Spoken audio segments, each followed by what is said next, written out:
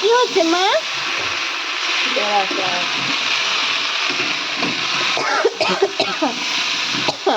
বেশ ঝাঁজ উঠেছে। কি কি দিয়েছো এটাতে? তেল, শুকনো লঙ্কা, পাঁচফোড়ন।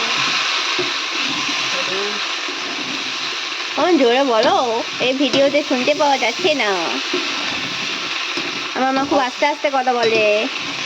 প্রথমে তেল দিলাম, তার সাথে 4-5টা শুকনো লঙ্কা ছেড়ে দিয়েছি। আচ্ছা ফাঁকলন, আচ্ছা তারপরে তেজপাতা আচ্ছা। দিয়ে ফুলগুলাকে তুলে দিয়েছি।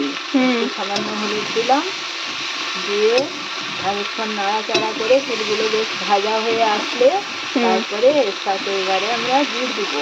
গুড় দিয়ে তারপরে যখন এটা শুকনো শুকনো হয়ে যাবে, একদম ফুটফুটে হয়ে যাবে, ওহো সেই লাগছে। নামিয়ে দেবো।